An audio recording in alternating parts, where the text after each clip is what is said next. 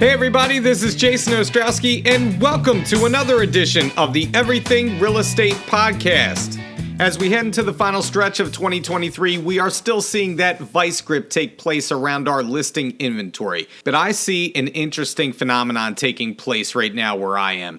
Many of the new listings that I see coming on the market right now are from sellers who have to sell their property, meaning there is a specific reason why they need to sell as opposed to wanting to sell. And we're going to get into 3 of those reasons today with my special guest. She is the Senior Vice President and General Sales Manager of Trident Land Transfer. Her name is Sue Gilmore. She's been in the business over 30 years, and we're going to break down death, divorce, and distressed properties today. Sue is going to tell you what to watch out for when listing one of these properties, some best practices and tips to abide by when listing one of these homes, and how to best avoid putting yourself in a difficult situation throughout the process. So let's get right into it with Sue, and we'll pick it up on the other side. It is great to welcome a very good friend of mine onto the podcast this week. I think I would qualify us as going back a long way at this point. She was one of the very first people that I met way back when I was first starting my real estate career in the Bluebell office, and she continues to be a wealth of knowledge and a voice of reason every time I have a title issue that I'm losing my mind over. So she is the Trident Land legend herself, Sue Gilmore. Sue, how is everything in this, shall we say, interesting market that we live in these days? Well, I can honestly say in 30 years, I don't think I ever remember a market quite like this. We are going to cover death, divorce, and distressed properties. And the reason for that is that there's not many listings coming onto the market voluntarily these days. And sellers are listing in many cases not because they want to, but because they have to. And many listings that we see coming on the market are fitting into one of these 3 categories, and each presents their own challenges and pitfalls that we're going to get into here. So if it's okay with you, we're going to start off on a positive note and talk first about death. So did I mention it's great to have you on, by the way? Let me start off by asking you, what does a listing agent need to know or find out when listing a property where one or both owners have died, so they can move forward confidently listing the property? Let's start step by step with each scenario, if that's okay. That is a great way to start. Okay, so a lot of people talk about properties where there is somebody that has passed away as an estate, and that is not really an estate. You don't have an estate until everyone has passed away. Okay, so you might have had 2 people that owned the property, and one of them passes. And I think most of us know that when one of them passes, if they were married to each other, the state has been very kind to those people. They don't have to do up a new deed or anything like that. They just live in the property till they're ready to leave, and then we have a settlement, and they need to produce the death certificate from the one that passed first. Okay. An estate is when the last one goes. Okay. So you end up with someone that is selling the property for the last one that passed. And then your listing is the estate of the last one that passed. The thing as a realtor that you have to worry about is that that person who is selling on behalf of the last one that passed has the right to sell the property. So you need to make sure that, in fact, they are either the executor or the administrator of the estate. And we could go into this in detail, but I won't. The only thing you have to know is, now most people aren't going to hand you the will of the will where it says, I am the executor. Most people don't want you to know their business like that. But there is something that's called a short certificate.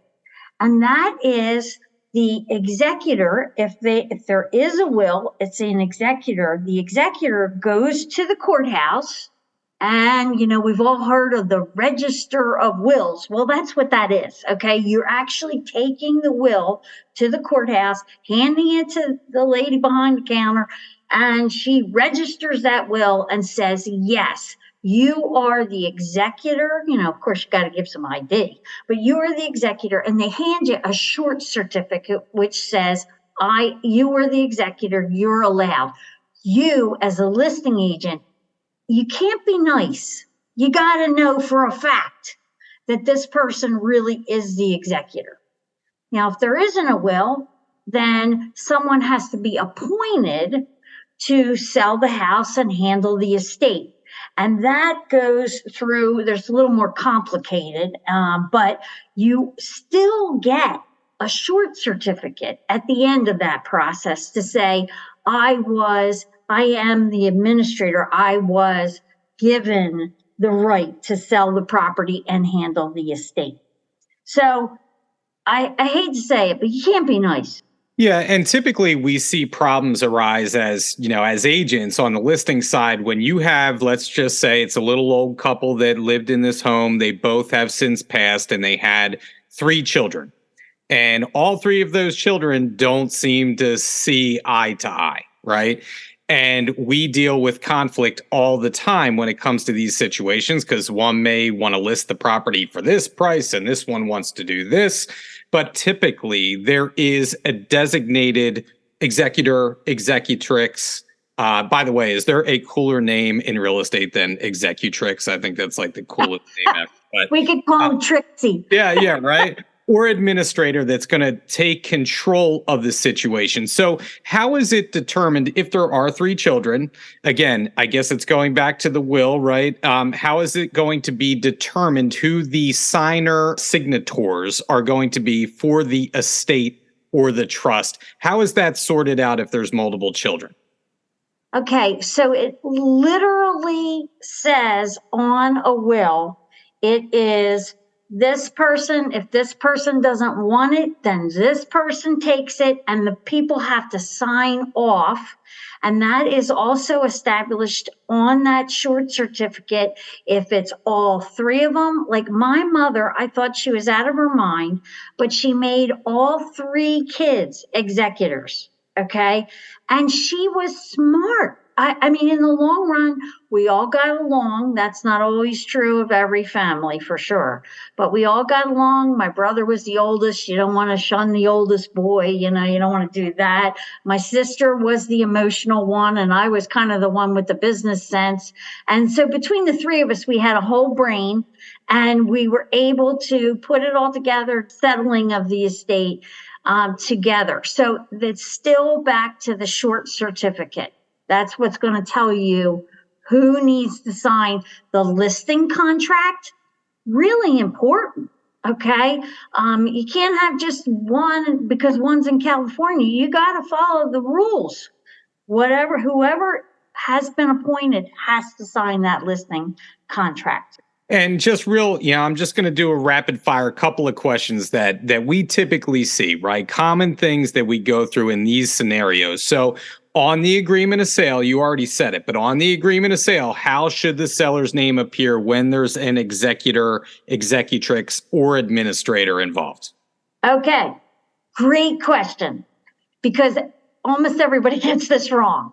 So at the beginning, who is the seller? You got to ask yourself, who's the seller? Those kids or whoever has been appointed, they're not the seller, are they? It's the estate of the person that passed last. That's the name that should be on there. And then when you get to the signing part, then they sign their name, comma, executor, their name, comma, administrator. And we see that, and we see that all the time. And that's why I wanted to make sure to ask you that question, especially for the younger agents out there that are listening. This is good information that you're going to use at some point in time in your career. So another thing that I want to cover with you is probate. All right. And how that process works when you have a will and when you don't have a will. And then I want to ask a follow-up question. about probate with you once you answer this question. Okay, so probate is what happens when you go to the Register of Wills.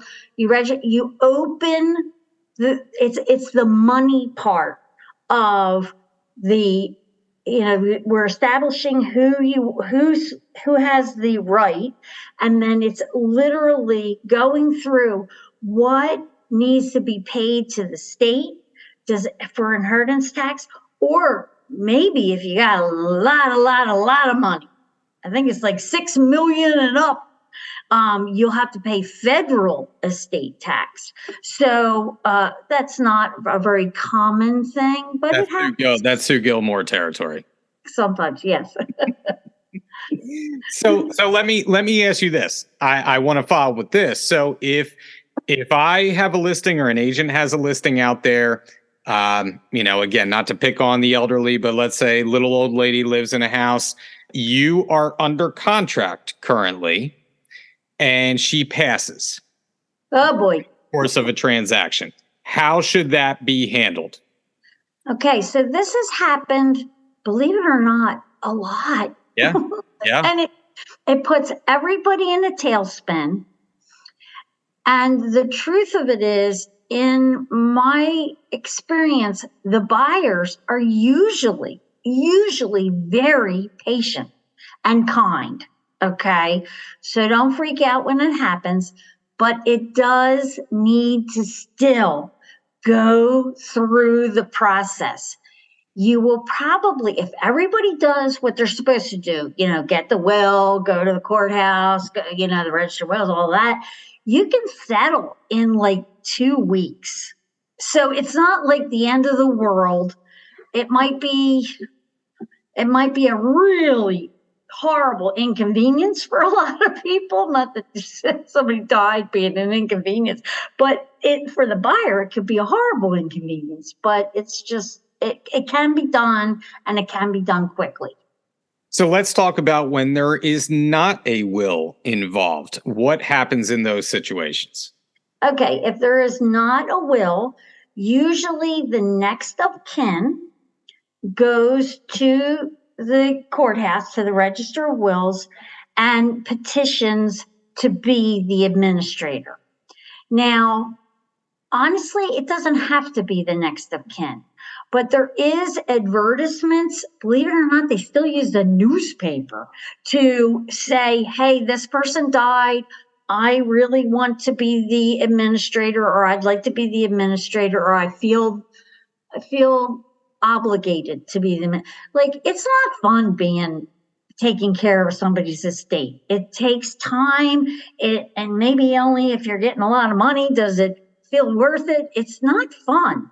So not usually it's the next of kin who loves and cares for the person that wants to be that. We're going to move on to our next topic now. Another popular topic, divorce. What should an agent think about when they are about to list a property with two sellers that they know are heading for a divorce? How can we advise our clients to best head off trouble at the pass before issues arise later on in the transaction? Oh boy.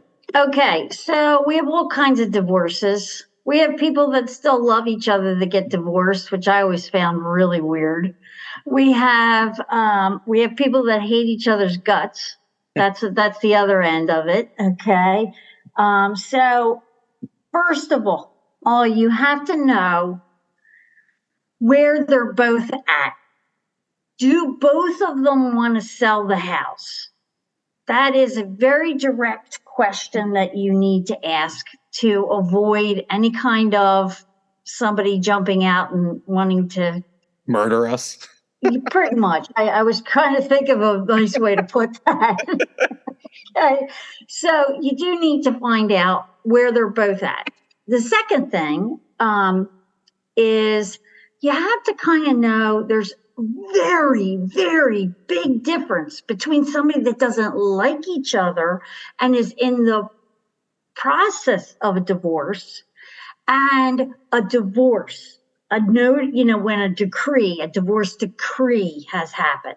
So when they just don't like each other and they have put in for a divorce, okay, when we go to settle, we just settle as if they still like each other. It doesn't affect the transaction, okay, because there is no final divorce decree. We 9 times out of 10 make the proceeds to both of them, and then they have to just duke it out how they're going to divide it up. Now, so you might want to ask them how long the divorce has been in the process. So you know if we're going to be in a divorce situation when we get to settlement, or if we're just kind of working through it. So that's one thing. So the one thing you have to know is whether or not they both want to sell, and then where they are in the divorce process. If they hold title, now you would think they would always hold title as tenants by the entirety, which means they're married. Some people don't. So you would want to look at that. You can always get a copy of the deed from Trident, for just so you can see how they hold title, when they took title, all of those things. And the other thing that people don't realize is if they're already divorced and they have a judgment against one of them, say the husband owns a automotive business, okay, and he's not very good at his automotive business, and he's been sued a few times, right? But there's a judgment just against him, okay? If they are tenants by the entirety, in other words, if they're not divorced, they still like each other, everybody that still likes each other, that judgment wouldn't have to be paid at closing. That wouldn't, we could have that a lot, where it's a judgment's only against one of them. I had that last year, that scenario. Yeah. And you're like, wow, and they don't have to pay that? No, if they're tenants by the entirety, they're not divorced, they don't have to pay a judgment against just one of them, okay? But the minute they get all the way divorced with that divorce decree, if it's prior to settlement, that judgment has to get paid. So that's what we're talking about when we're talking about what happens if you're divorced prior to closing. The other thing that you need to know is that many times, most times, divorces are uncontested. You just want to get away from each other. That's how most of them are, okay?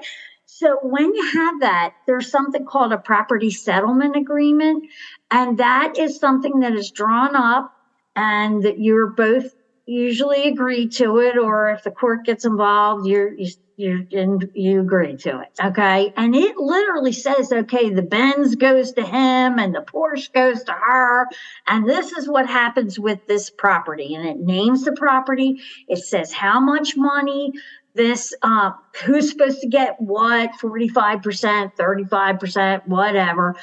And that's what the title company uses, because once we know there's that property settlement agreement, we do have to follow the law. And we will work on making sure it's what that agreement says. Now, I'll just have to say one more thing about that, though. Say it says 40/60, okay? We are going to get, or a good title company will give you a pretty good estimate of the seller's closing costs as far in advance as we can, because we're not going to be doing them numbers for you, okay? Because you know what's going to happen. After settlement, they're going to come back and say, we did it wrong, okay? So just so you know, that's something else that's going to happen. If they're all the way divorced, there's a property settlement agreement, we're going to hand that. And don't you as an agent get involved either. Let them do it. And then they come to settlement with the numbers, and we do it that way, okay? And they sign off. I've also had clients that have just deeded properties over from one to another because literally she just wanted completely out. She didn't care. She just deeded the property over before we listed the property. And I dealt with the husband as the sole owner. I've also had situations where we've had to split people up at settlement because it is very contentious. And they are very, very much a situation where you need to be Switzerland. Like you cannot show any bias towards one or another. Don't get yourself in trouble and just stay focused on getting the job done. And like you said, the biggest thing that we often see as agents, or at least I come across, is that if they do not have a property settlement agreement drawn up, that, you know, they're surprised when they get one check at the end and that you can't split it up. And so usually that's where we come into you know, problems. So that's a conversation I always like to have way, way in advance. Usually at the time of listing the property. In our first consultation, we'll sit down and we'll go over all that stuff. So would you agree with that, Sue? Yeah, so if they are not all the way divorced, we have something, and most title companies do have something called an assignment of proceeds, that we can split the money up if they agree, and they both have to sign the same one saying, or at least the same numbers or percentages saying what they agreed to. We have that prior to settlement. Many times they can't decide. They are so angry that they can't even they don't have any brain cells left. They're so mad. So what happens a lot of times is the whole proceeds goes to an escrow account at an attorney's office. So it'd be Joe Blow, Esquire, for the benefit of the two people. Okay. And they get the whole thing. They can duke it out later. I don't know a title company on the earth that will hold an escrow of the proceeds for a divorce. We will not do it. It will drag on forever. That's not our job. Our job is to get you through settlement, protect your buyer. And I just hate when people leave undecided decisions to settlement. That doesn't happen too much anymore. In 20 years ago, it happened all the time. Oh, we'll wait till settlement. We'll decide at settlement, and then it's so uncomfortable for the buyers, you know, when the sellers are there. But the other great thing is a lot of sellers don't come anymore, so they have to decide this stuff ahead of time, and that has had a lot of benefits to it. I'm a huge fan of deed packages. I got to tell you, I really, if there's one good thing that came out of the pandemic, is that the deed packages are where it's at. I always try and do the deed packages. It just makes everything easier, in my opinion. So, okay. All right. So I want to get into our third topic today. And that is going to be to cover the unfortunate distressed properties that they're, you know, about to come on the market. They could be foreclosures, short sales. They're distressed. All right. So what can we do as agents to help make our lives easier as agents when listing a potential distressed property? And how can Trident help us to make sure that we have all the facts about the property before we list it? And what are some best practices to come of these types of properties? So when I think of distressed properties, of course, we think of financial problems. Okay. I kind of also think of people that have let their properties go to pot for lack of deferred maintenance. Yeah, deferred maintenance. So you're so diplomatic. Isn't that diplomatic? Okay. Yep.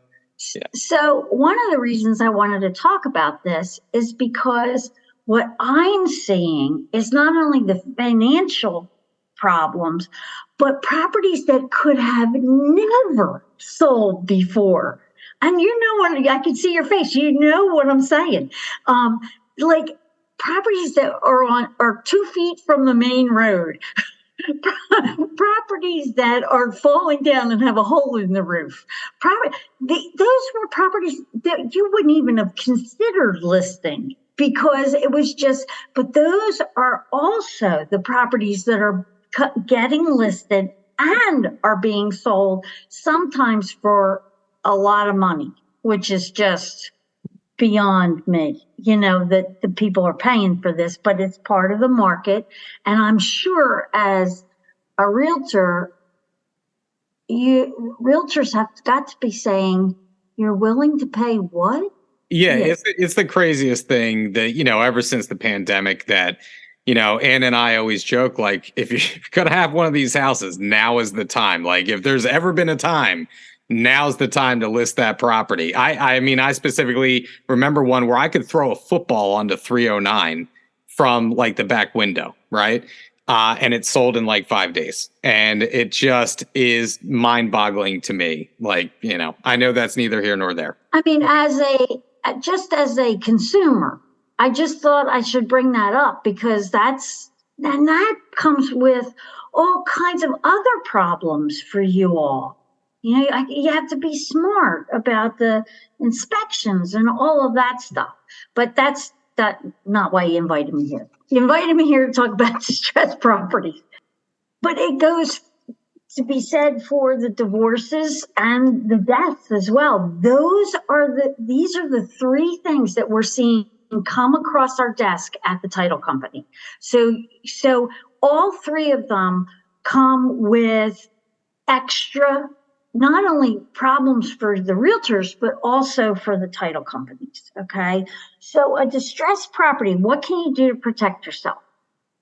You can certainly order what we call a mortgage and judgment search. Some of you call it a bring down. I don't even know where the heck that came from. It is not a bring down, okay? A bring down is another whole thing. But anyway, a mortgage and judgment search is where we would go to the courthouse, have a search done for, surprise, mortgages and judgments, okay?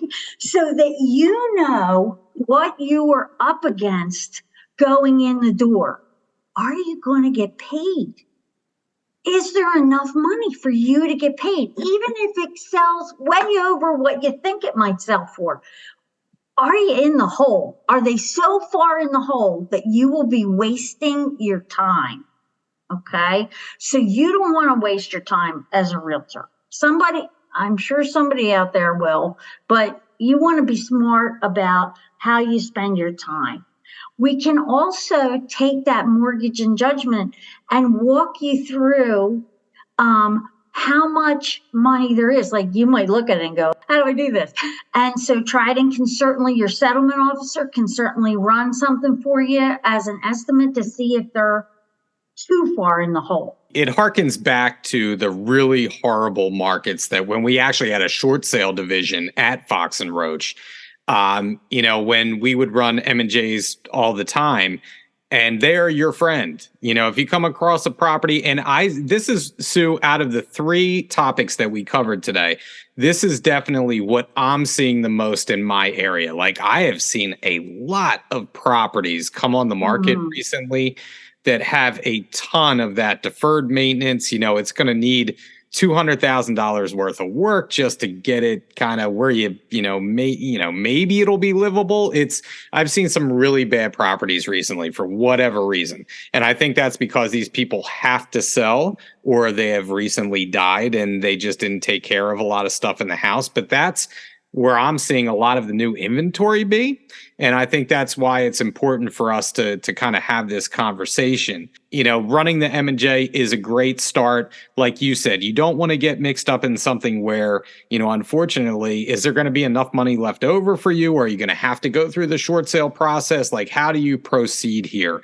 And in the past few years, we haven't seen that a whole lot, because there's been so much appreciation in these houses. And so, it's almost like a new topic to cover, even though it's an old topic. Is that fair to say? That is fair to say. I've done plenty of settlements in my day where the seller had to bring money to closing to close. Now, I hope everybody understands what a short sale is. It means that you have $100,000, well, you're going to say $300,000 mortgage. Okay. You got a $300,000 mortgage and your house is only worth 260. Okay. So you're going to have to ask the lender if they will take less money so that you can get out from under. Most lenders, it costs them about $100,000 to foreclose on your house. So they are more likely to want to take less, depending on how much less, than foreclose. They don't want your house. They want your money. So you always have to keep that in the back of your mind. And it might hurt them a lot, but they're the ones that lent you the money. They're the ones that did the dumb thing. Okay. Because unless, if I learned anything from the short sale situation, at first I went into it, oh, you people are a bunch of deadbeats. I hate to say that, but that was my attitude. And then as I got into it more and more, there's no judgment. There's all kinds of reasons why somebody might not have been able to pay their property, their mortgage, their taxes, whatever. There's sickness. It just goes on and on. They could have lost their job. They could have been outsourced. There's a million reasons. So we have to go in having kindness, but smarts, wisdom. Yeah. So that's the deal. And Trident is here to help you to determine if it's worth it. Yeah, and if you are, Sue, like you said, if you are handling one of these properties, there's enough of us that have been around long enough to know how these processes work.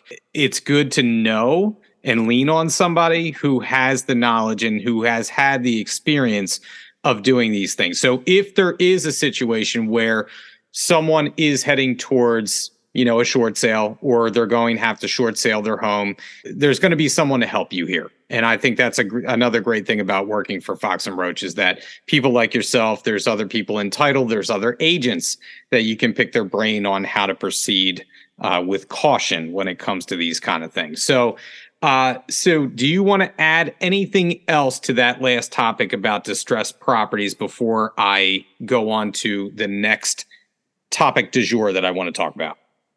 Okay, the only thing that popped into my mind that I thought was really important is during the pandemic, a lot of people had mortgage modifications done.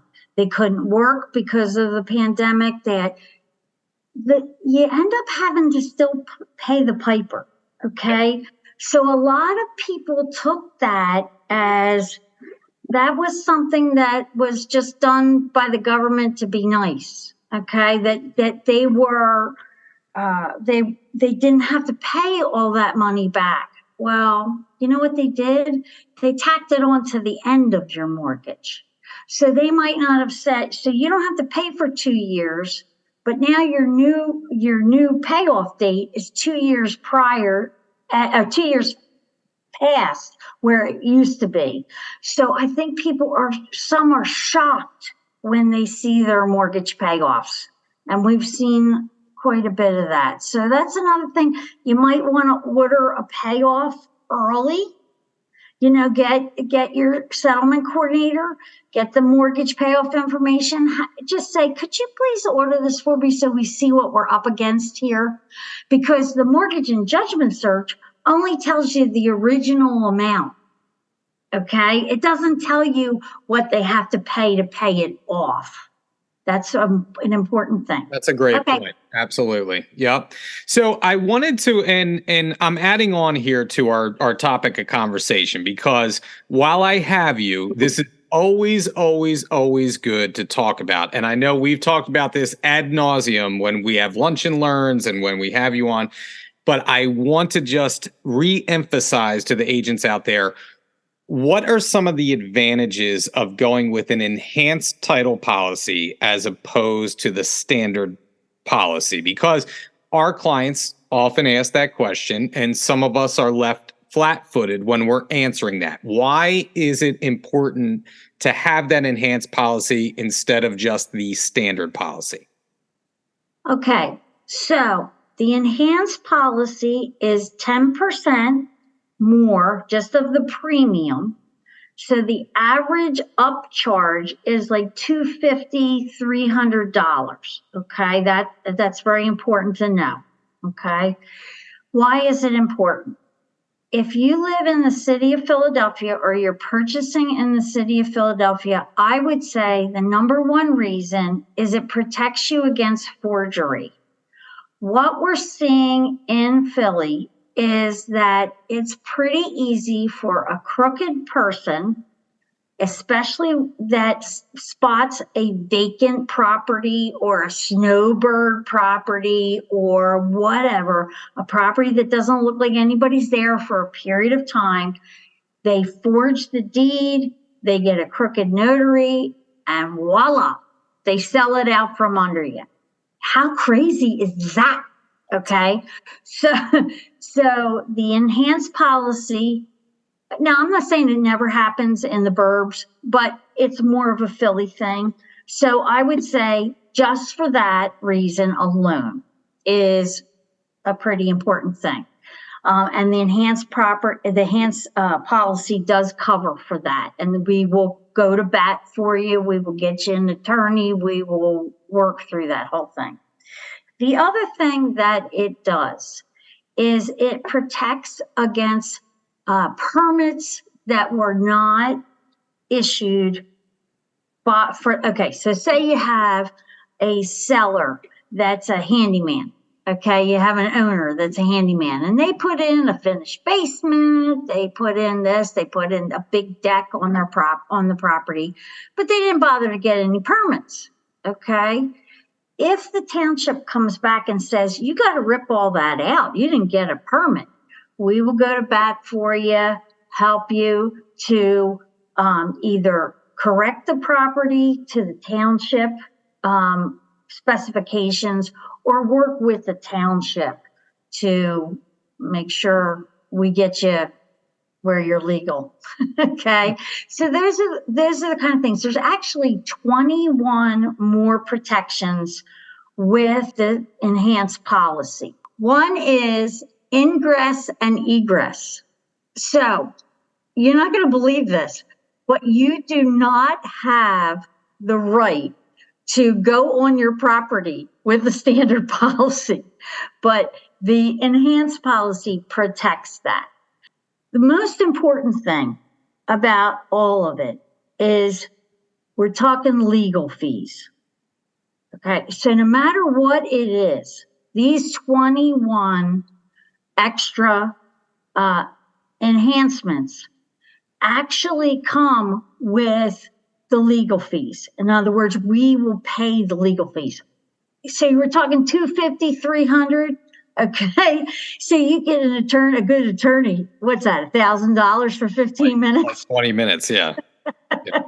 So that's where the difference is. It will protect you, and we will have attorneys back you up.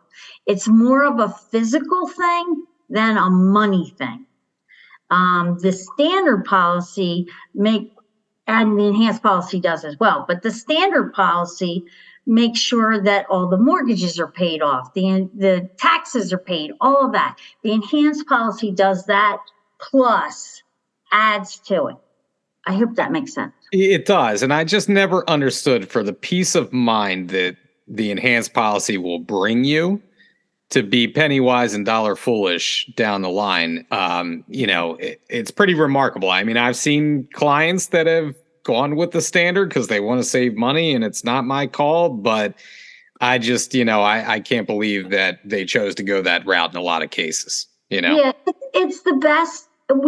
Trident always sells the enhanced unless you don't want it, because we feel there's two things. We feel like, why wouldn't you want to be offered the best? That's number one. The number two is it protects the agents. Okay. So if we don't tell them, if we don't tell the buyers about the best policy and they come back after settlement with a problem that the enhanced would have fixed, you are going to look like not a very good agent. So that was all our thoughts about that. Yep, for sure. All right. So I got one last question for you today before I let you go. So you've been to many cool places throughout the world, and I always love hearing about them. So what is the one dream vacation now that you have not taken yet? Where would you like to go for, your Sue could have it anywhere in the world. She can go anywhere she wants. Where are you going? Greece. I mean, I'm a fan of Greece. I thought you were going to say something like, I don't know, Patagonia or Antarctica. Well, okay. So I can die very soon because I have very little on my bucket list. Well, don't say that, first of all. But yeah, you have been many, many places in this world. Yes. So. And I will tell you, Patagonia is on my list. I thought it's like, but you're talking some mega bucks. I mean, serious mega bucks. If you want to do it right, and you don't want to freeze to death, that wouldn't be my idea of a great vacation. But so I think there's something about that blue water and those white painted buildings that I haven't seen yet. And I want to see that. I would also like to go and do a safari, an African safari, not to shoot things, but to take pictures. And lastly, maybe while I'm there, I'll go to the Seychelles, which is islands that are amazing. You and I think alike, because I would love to go to the Seychelles or the Maldives. That flight alone is going to take you about 3 days to get there. So for those listening that don't know where the Seychelles are, they are on the eastern side of Africa, in the Indian Ocean, way away from where we are right now. Basically the other side of the world. I have to tell you, as far as Greece goes, I was watching, of course, being a realtor, I was watching HGTV one night, and I think it was like, it's one of those island shows where they go to far-flung places and someone's moving from England to somewhere. Yep. There is this spectacular geography. My jaw dropped, and I'm like, where are they? And they were on an island in Greece called Kefalonia. And it is stuck in my mind to this day. You have to look it up. It looks like the coolest place I've ever seen. So anyway, I wanted to thank you for your time today. Thank you for all that great information. Of course, it's always good to see you, and I'm sure I'll be seeing you soon. But thank you so much, Sue. Always appreciate your time and the knowledge. I kind of like you too. So it was nice spending time with you. Well, that's nice. That's nice that you said that. All right. I'll see you in the office. I'll see you back on the ranch. All right. Okay. Bye. That was the conversation with Sue Gilmore this week. We thank her for her time. Here are a few takeaways that I had in talking to Sue. Number one, there are certain mechanics when it comes to representing a seller through the course of an estate, a trust, a divorce situation, potentially even a short sale situation. There's new terminology to learn throughout these processes. If you don't know what probate is, or to ask for a short cert or a property settlement agreement or divorce decree, always follow up with your Trident rep. Do not be afraid to ask for help in these situations, because there's a certain way that these things need to be handled in order to get to the finish line without any problems. So always follow up with someone who has the knowledge about these properties. They can help you, but never be afraid to ask when you don't know something. Number two, the best policy with any seller, but in particular these types of homes, whether it be estate sales or short sales or distressed properties, divorce situations, is to get out ahead of any problems that could affect you and your seller in the future. Set that expectation. Make sure to break down the process. Don't let there be any surprises around the bend. Take care of what you can control, and that will lead you to a positive outcome. Problems arise in these types of situations with your sellers when they don't know something that they're going to need and you didn't tell them about it. You don't want to take the blame for something that you can control and you should have told your seller about. So make sure to know the process, know how it works, know how to explain it to your seller, and you're going to be better off for it. Last but not least, I want to give a big shout out to Trident Land Transfer in general. I know through the course of my career, Trident has worked hand in glove with me to resolve issues that have arisen throughout the years. And the best thing that I can say when I'm dealing with a short sale situation, distressed, divorce, estates, trusts, LLCs, you name it, is that they always help me when I don't know something. I can get up from my desk, go to my Trident rep's desk, ask them questions, and that's how you gain knowledge in these situations.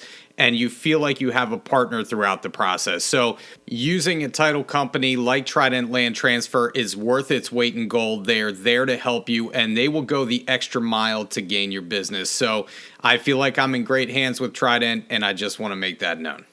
Well, that's it for the podcast this week. We will be back in another couple of weeks with a new topic, a new guest, and as always, if you want to hear something that we haven't covered yet, please reach out to me, jason.ostrowski@foxroach.com. And if you haven't liked or subscribed to the podcast or left us a review yet, please do so. It helps us to reach more people. Once again, this is Jason Ostrowski saying stay safe out there, stay selling, and we'll catch you on the next episode of the Everything Real Estate Podcast.